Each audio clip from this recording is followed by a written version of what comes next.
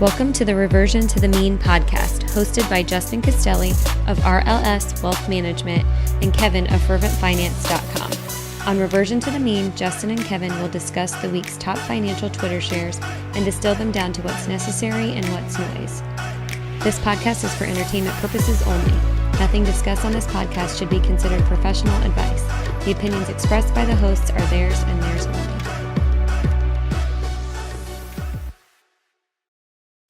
Welcome to Reversion to the Mean, episode 32. We're going to kick it off this week with a piece from Nick Majuli over at Of Dollars and Data titled A Deep Dive into Investing Large Amounts of Money. So Nick had previously talked about dollar cost averaging when you're investing and how that beats buying the dip. But this week, he took a different turn and talked about how investing in a lump sum will beat dollar cost averaging over time.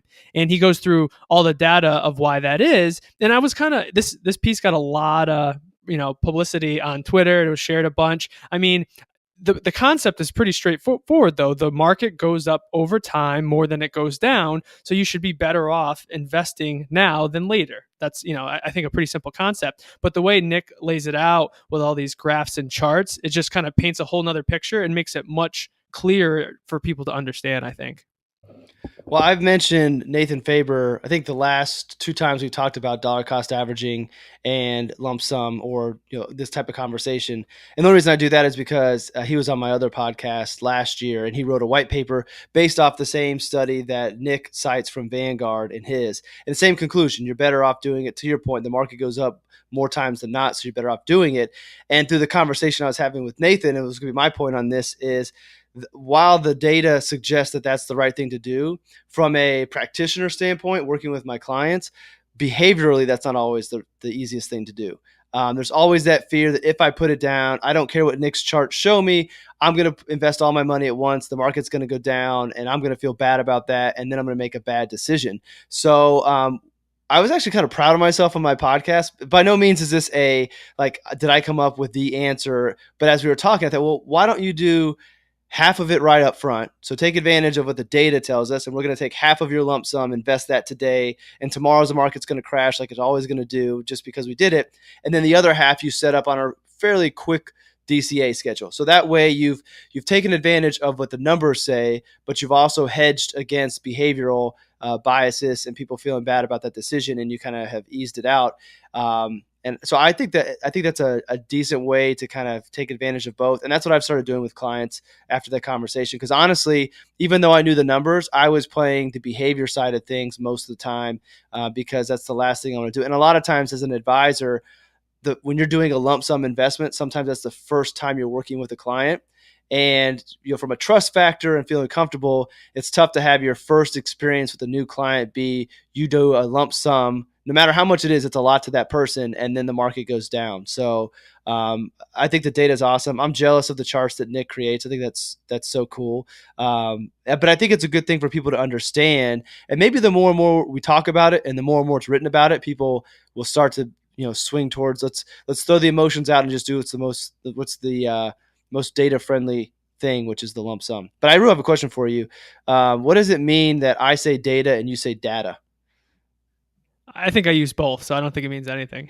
Because you said of dollars and data, I'm like, I've never said it that way in my head. It's always of dollars and data when I read it. But so I thought he had a good quote in here that said that you probably shouldn't let your fear make you hold out when you're investing, because over a 5-year period, dollar cost averaging will underperform lump sum investing 95% of the time, and the average underperformance is by 17%. So that's if you eliminate the emotions, you're going to do better 95% of the time over a 5-year period if you just take your bonus or your vacation payout when you change jobs, or that inheritance, and you just invest it right away. Easier said than done. I don't have anything else on that other than you should just lump sum it. So the next one comes from the Wall Street Journal, and I put it in there because it's about Mr. Buffett, and this weekend was his annual newsletter. Which, have you read that yet? No, I didn't, but I saw enough clips of it on Twitter, I think. See, I haven't been on much this weekend, and I haven't read it. So I'll eventually get around to it. I figure you would have already read it by now. But the article talks about how he can't find anything big to buy right now. And his thing is just saying that with rates so low and a lot of cash on hand, a lot of the private investors and other venture funds are bidding up the prices of businesses, and we know he's not going to chase expenses. So he's not buying any big businesses at the point. I think the last deal he did was 2016, maybe that's what it said. Yep. So I just thought it was interesting that he's not really buying anything. I think he's still investing. Like he bought some more Apple over the course of the year. Didn't probably not so happy with his craft investment. I think that I saw over the week that there are people out there who kind of hacked how much money he lost just because of Kraft's 25% down day. But he's done this many times through his career. His patience has proven to be the best thing. So I trust he knows what he's doing, and he'll be ready when the opportunity is there. Yeah, and that's exactly right. He does best when credit's kind of dried up and the private equity investors can't go out and get, a low interest rate, easy to get debt to finance a lot of these transactions. So at the end, they quote somebody that says, next time the market drops 30% to 40% and stays there, Berkshire will have plenty of deals to do. But right now, this isn't his territory. He's not going to overpay for an acquisition just to put money to work. I know people are getting antsy that he's got $100 billion in cash that's kind of just sitting there, and he's doing a little bit of buybacks, but other than that, it's basically just sitting there because they don't pay dividends. So I think people are interested to see him get to work, put the money to work, but he's going to wait until the opportunity presents itself, which still could be a few more years. So I think That's what I was. That's what I was going to say. This is going to be a bit morbid, but will he get the opportunity to buy that next big dip and put that money to work? Yeah, that is pretty morbid, Justin. But he's willing to wait, so I'm sure we'll see an article like this pop up, every few months now until he does something. And I don't think he had a very good year last year. I don't think it was that article, but I think I read another article that last year wasn't a great year for Berkshire. So naturally, that's going to come out if that's true, that he didn't have a very good last year and he's sitting on cash and not doing anything. You're going to have well, is he losing his edge and losing his touch? I don't think he is. I think that his discipline will work through his lifetime. So yeah. He's reverting back to the mean, Justin. That's what's happening. The next piece I threw up there is from the New York Times, and it was entitled "Wealthy, Successful, and Miserable." And I'm very much interested in these pieces. We have a couple others the rest of the show, kind of looking more at the psychology of money and how more money doesn't necessarily mean more happiness. I've talked about that at length on my blog and my other podcast, and I really like to have this discussion because I think so many people are out there trying to chase the dollar and they want more with not really realizing that it's emptiness. Like you keep on chasing the dollar, trying to get the next thing, you're going to want more and you're never going to be happy. So there's one quote that I wanted to read from this and then get your take on it. But early in the piece, he's talking about going back and talking to some of his old classmates, and one of them who had earned a 1.2 million a year before said, "I feel like I'm wasting my life. When I die, is anyone going to care that I earned an extra percentage of return? My work feels totally meaningless." He recognized the incredible privilege of his pay and status, but his anguish seemed genuine. If you spend 12 hours a day doing work you hate, at some point it doesn't matter what your paycheck says. There's no magic salary at which a bad job becomes good. I know it's probably easier for somebody who's making a lot of money to say that while they're unhappy compared to somebody who needs more money because they're just they don't have enough to get by.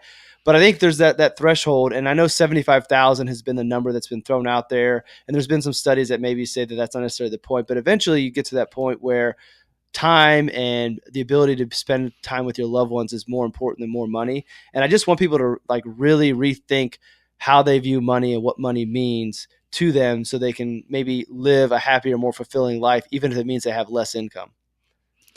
Yeah, this got shared, I saw on Twitter a few times for various different reasons. One of them being this the person that was quoted who made $1.2 million per year and hated his job, and also couldn't even imagine taking a 50% pay cut down to 600,000.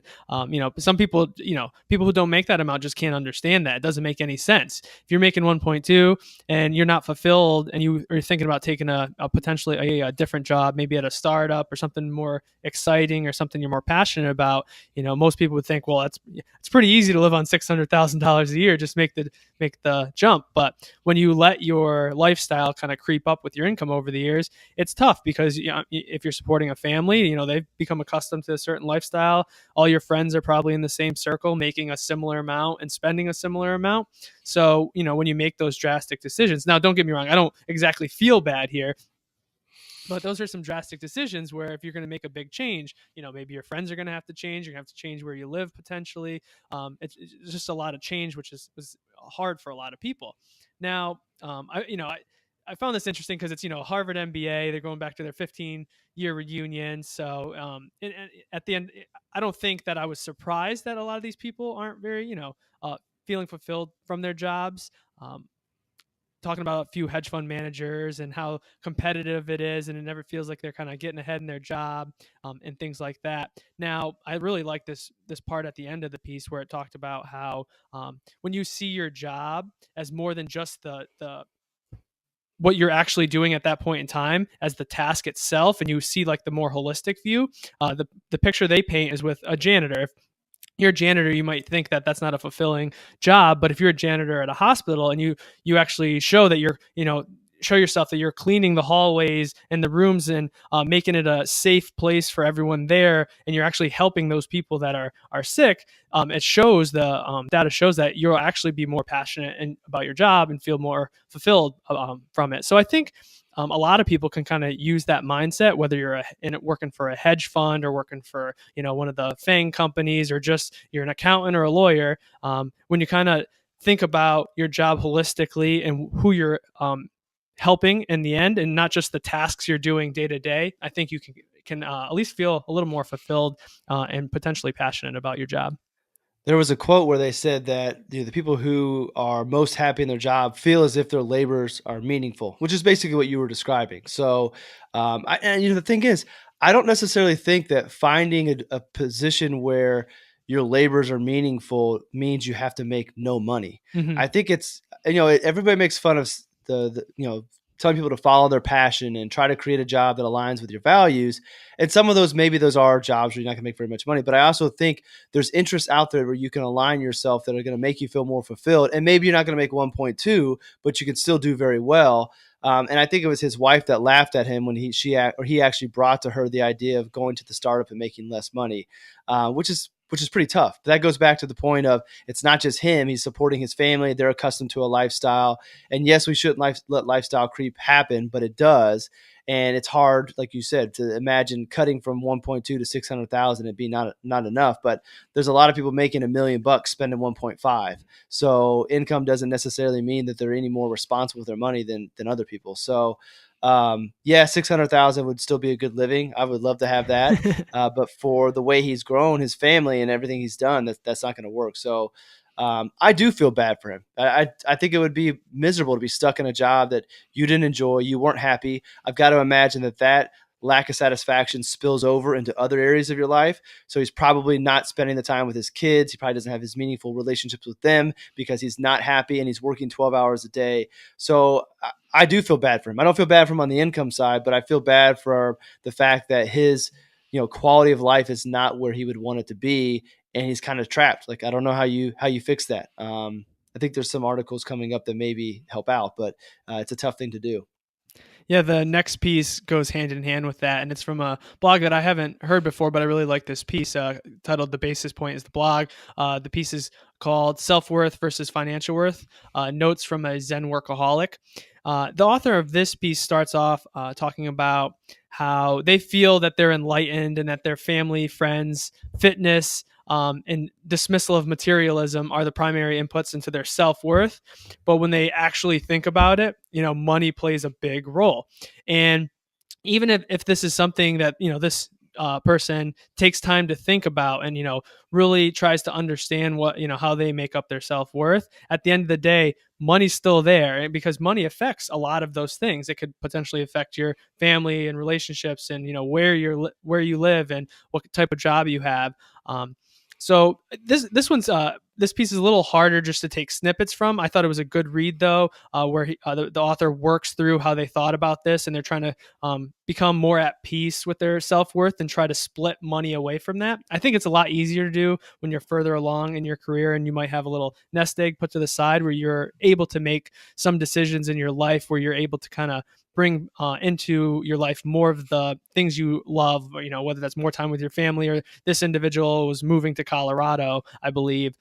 So that's, a little easier down the road once you have those building blocks put in place. But I think the concepts of this piece, you can start implementing for almost anybody. Well, he makes an interesting point that he was at his peak income, but also at a career depression. So he was making his most money in his career, but he's the most unhappy, going back to the New York Times piece. And he talks about moving to Colorado, and they get the condo. And as soon as they move into the condo, he's looking for the house. Like, it's never enough, and he keeps on chasing, which I think it's tough not to do that, as we talked about in the last piece. And I think the tough thing is we can share these articles, we can talk about it, but I also think that these are the types of things that people have to finally come to this conclusion on their own. So it's one thing to read about it, it's one thing to even agree about it, but then it's almost like you have to hit that point of pain to where you're going to make the change to be able to find that balance. And until you experience it yourself, I don't know if you can read about it enough to make it happen, which kind of stinks. I mean, I almost hope that people hit that point sooner rather than later. And maybe these pieces and these conversations help speed up that process. Now they're more aware of it, and they realize it sooner rather than having to go further in their career. But I think the sooner you can come to that conclusion and focus on what's the most important and build that around your life and your planning, that helps out. There was one thing that he talked about that really stood out to me, is the quote about the iPhone. The blur between work and life has been, it's gone. It's a huge blur now between that line because of the iPhone. And I think about my life and what I do, and I agree, I'm guilty of it. I took Twitter off my phone, which was a huge thing, and I'm so glad that I did it, because there's little things that I've realized since I've done that I was missing out on. And not intentionally, just, it's sending off vibes. I'm on my phone reading, and the boys think, don't bother dad. And I feel bad that there's a period of time where they felt that way. But I also look at, like, today is Sunday and I'm recording a podcast, and I do podcasts in the evenings other times. And like, there is a huge blur. And I don't know if that I can use the excuse of being a business owner as, like, business owner is different than 9 to 5. The business is always running. I do think that where I'm at peace with the way I have things structured is sometimes our podcasts like this are on by design, and I build it into my day. And there's a lot of other times. So before I came down to record this, I was playing with the boys, and usually we record this at 9 o'clock at night and they're asleep. So yes, for me, there's a lot of blur, and in and out of the day is work and life. But I feel as if I've been able to structure that so that it doesn't interfere with my family life. I just don't know if I'm doing it right, which is kind of the scary part of things. Is should I be cutting back on the work some and doing more with the family? And I think I have a good mix, but I won't know until a few years down the road. But this type of stuff really speaks to me just because of how much work I do. And not only that, now I'm bringing the boys into my stuff. They're doing videos with me, and I told them that I want to do a video series with them, teaching kids about finance. So educating them to the point where they can communicate. And now that's just one further step of merging my family and my work so that maybe it never stops. So maybe I don't know. We'll see. As you can see, it has the wheels spinning in my head, and I think about this stuff a lot. Yeah, there's no right answer there, but as long as you have what you believe is balance, I think you're good there. But yeah, I have nothing more to add on that piece. The next one's from the Humble Dollar, Other People's Stuff. So I watched Marie Kondo's new show on Netflix, just a couple episodes with my wife. We liked it, but it felt like it was repetitive after I think we watched 2 or 3 episodes. So we haven't watched it since. But for people who don't know, it's all about organizing your household, getting things into order. So, a messy household can breed stress in your life, and things like that. So, a lot of people are taken to this and going through their house and throwing away a bunch of stuff, donating stuff, selling stuff, just to try to get a little more organized in their homes, so that in their lives, they can kind of prioritize and feel more organized there, because it, will kind of go from there. And hopefully, if your house is organized, it's much easier for you to get your finances organized and other things. But this piece talks about how this individual, who's I believe a little older, probably he's retired, so I'm assuming in his 60s, talks about how when his parents died, he had his stuff, but then he inherited his parents' stuff. And this blog is mostly about personal finance, but there's one quote in here I really liked that said, "Want to make life easier for your heirs? Yes, you want to get your financial affairs in order, but do them another favor: deal with your excess stuff."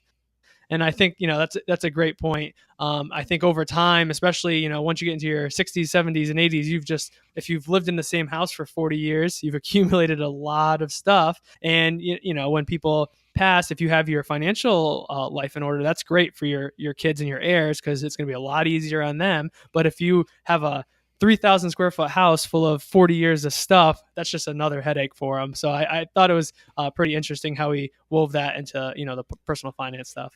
I think he said it took like 3 years to sort through all their stuff, which, man, that's a lot of stuff. But to your point, same house for that long. I mean, we've been in our house a little over 10 years, and I can just look at all this stuff. And we've been going through and cleaning things out. And I haven't watched Marie Kondo. We started kind of cleaning things out before that became all the rage. I feel like that came out of nowhere and everybody was talking about it. But like, it's funny. It's almost, last week I wrote about the sunk cost fallacy. It's almost like, well, I already paid for it. Maybe one day I might need it, so I'll just keep it just in case. I'd hate to have to buy it again.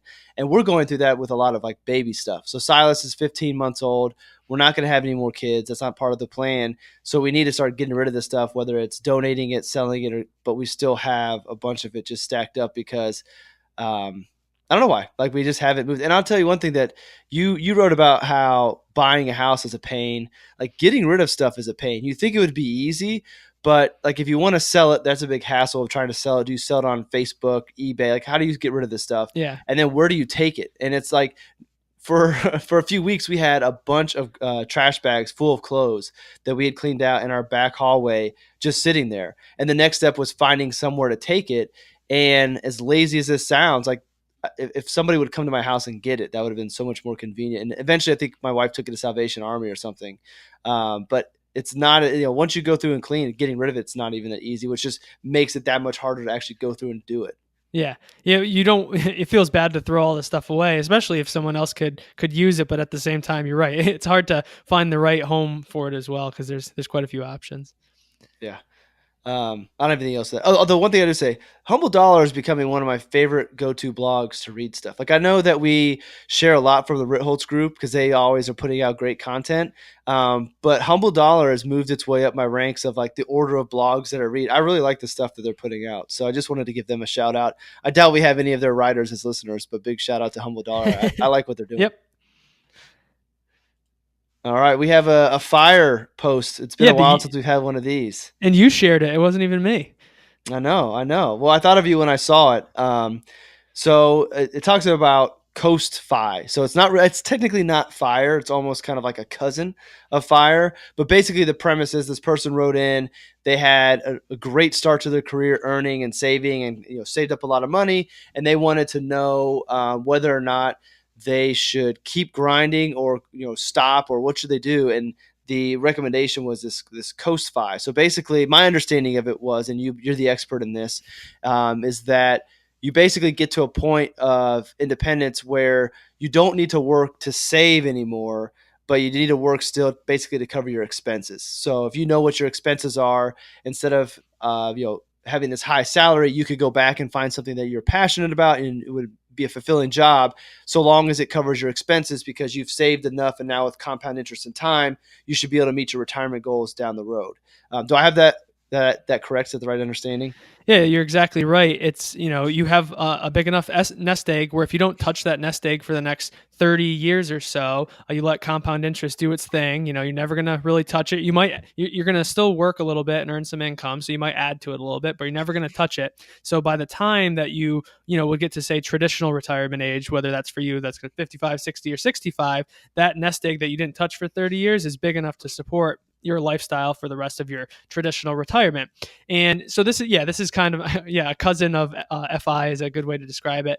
So these people don't have a nest egg that's big enough to support them for the next 40 plus years, but they have a decent nest egg. They've been probably maxing out their 401k and IRAs for a while. And compound interest is a crazy thing. So when you're in your early 30s, the amount of money that you need saved is probably less than you think to support your retirement lifestyle once you get to 65, as long as you don't touch that money. So what some people do is maybe they're in a high pressure, high stress job. Maybe they're a lawyer, so they're making a good income, but they get to this point where they're burnt out and they, want to be a lawyer for a non-for-profit, but they have to take, a 50+% pay cut.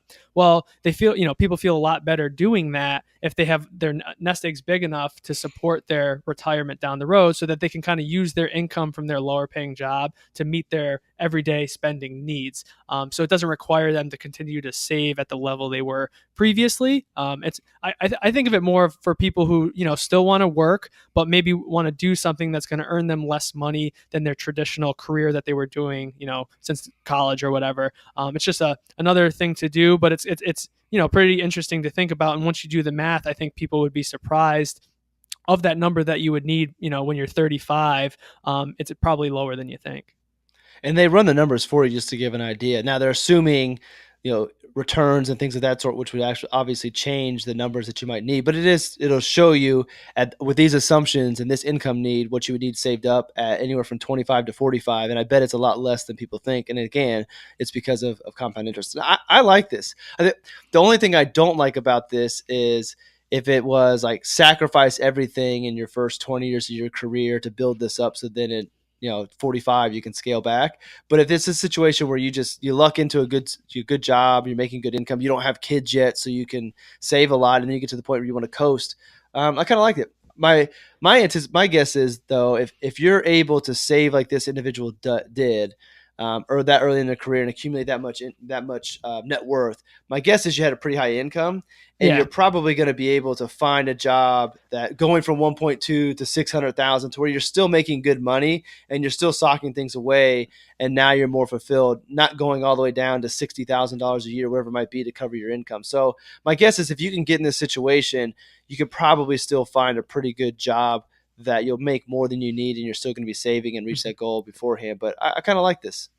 Yeah, it's something that person making 1.2 would probably like to be able to do at this point, but apparently, I'm assuming that gap between their income and expenses isn't very large. So this is probably that's why the math doesn't work for them.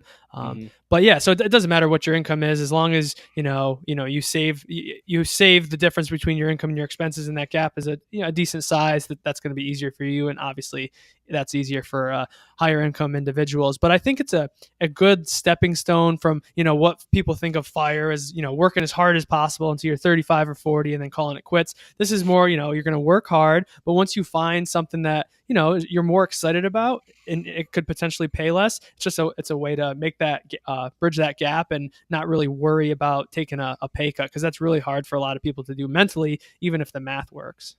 And I think it's more realistic. And I think it also is reflective of what a lot of the FIRE community is actually doing and just not really wanting to publicize. Exactly. 100%. As we talked about before. Yeah. So you put something in the feed about private equity. Yeah, so I just shared this. I just have a quick few things to say. So Personal Capital announces access to private equity for high net worth clients. Private equity, it's a illiquid investment vehicle. You tie up your capital a lot of times for 5 to 7 years. Usually it's reserved for high net worth individuals who are accredited investors, so they have to have a certain net worth or a certain income to be able to get into these. So a lot of people say that's unfair because there's if you kind of cherry pick dates, private equity returns has outpaced public equity returns over certain time frames. Now that's starting to change. Fees are extremely high. So some people are saying, well, that's not fair to people who don't meet that definition of a high net worth individual. I can't invest in private equity. So this has been done before. People will try to figure out ways to pool capital of lower net worth individuals to get them to be able to invest in private equity. I think it's I don't think it's a great idea. People see the the returns, the gross returns of private equity, and they'll get excited because they seem so high, and maybe they are so much higher than the S&P 500 for a certain time frame. But then, you have to factor in taxes, and these things aren't very tax efficient vehicles. There are huge fees involved with them for a long time. They have to tie up capital. It's not like an S&P 500 ETF where you can trade it every 2 minutes if you wanted to. This ties up capital for years, and it's extremely illiquid. So I think it's something that if high net worth individuals want to invest in, go right ahead. I hope that Personal Capital just doesn't shoot an email off to everyone who uses them saying, "Hey, start investing in this," because I think a lot of people will be surprised and probably disappointed because what it is in the end is probably not what how it's advertised. I'm in the belief that by the time stuff like that makes it to people who didn't have access to it before, that like Exactly. the value of it's gone. They've already squeezed everything out of it that they can. And to your point, I think people are going to get into it not really understanding what they're doing, because if they're going through Personal Capital, they're probably not working with a financial advisor who can walk them through the ins and outs and really understand what it is. And I think when you look at private equity, it's very much manager driven, meaning you've got to find the good managers. And there's also survival bias when it comes to those performance. Like a lot of the private equity funds blow up and aren't reflective in what the returns are. So there's a lot of things about it. This goes into the camp of, yes, maybe it's a diversifier. The only good thing I think that is with private equity is the fact that it is tied up, so it keeps people from selling because they can't at the wrong times. But I don't think that for most people it's going to make that big of a difference in their financial plan, to where just being in a low-cost diversified portfolio and focusing on behavior and lifestyle creep and all that stuff, I think that's more beneficial than having access to private equity. I remember at the last firm I worked at, there was, I think it was a Carlyle Group product. So it wasn't necessarily, the Carlyle Group wasn't issuing it. It was another company that had partnered with it, and it was a private equity type investment. It's basically like a business development company type of investment they packaged up. And I remember at that time, that's before I saw the light and became woke when it to all this stuff. I thought it was pretty interesting and looked into it. We never put any clients into it. I didn't put any of my money into it, but I remember thinking, oh, that's pretty cool. Now regular people have access to private equity. I should try to dig it up and see what the performance has been and like how it's done. But yeah, I'm with you. I don't think it's necessary. I don't think it's that great of a deal. And again, by the time it makes it down to us regular Joes, it's been squeezed. What do you have for recommendations this week? Yeah, so I'm excited about my recommendation this week. So have you heard of Free Solo, the documentary, the Nat Geo documentary? I have. I want to see it. Yeah, so I've been trying this, I was hoping it would come to a theater near me, but it hasn't. But then randomly, I was on Instagram, and it was a local advertisement that this local Center for Arts was going to show it one night.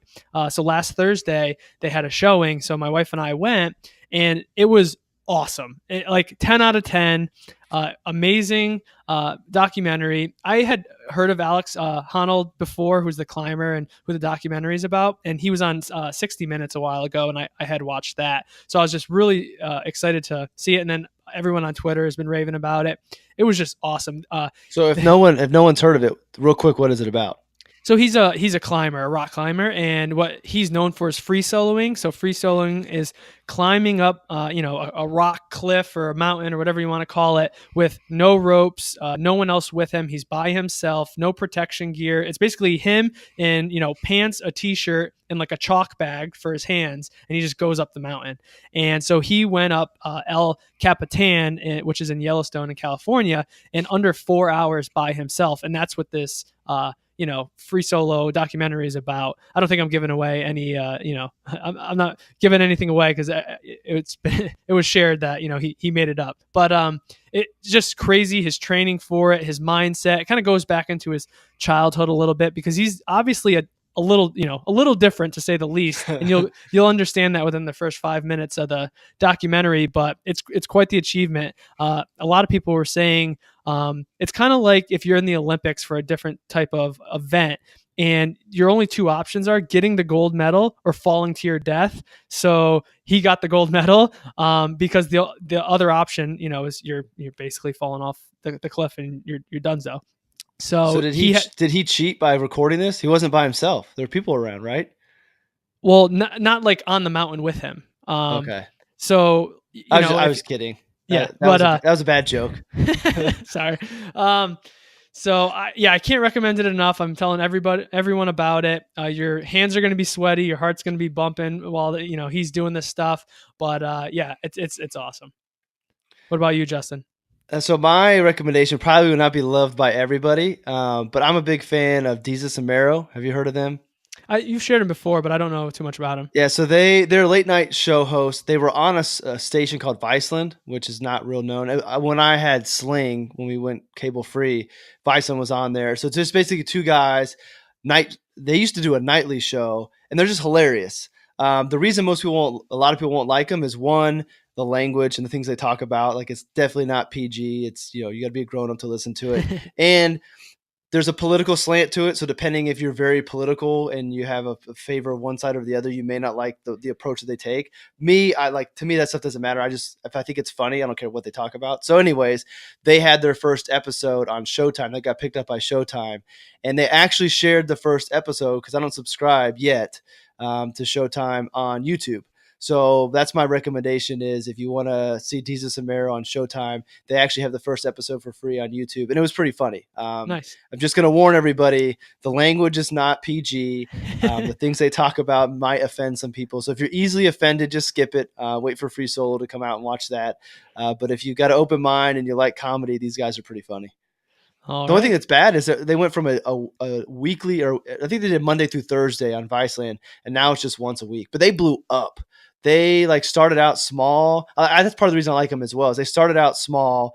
They did podcasts and thing and got on Viceland, and then now Showtime picks them up. But before they left Viceland, they were on Jimmy Kimmel and Jimmy Fallon and making the rounds. I think I saw a video of them. They were on The View.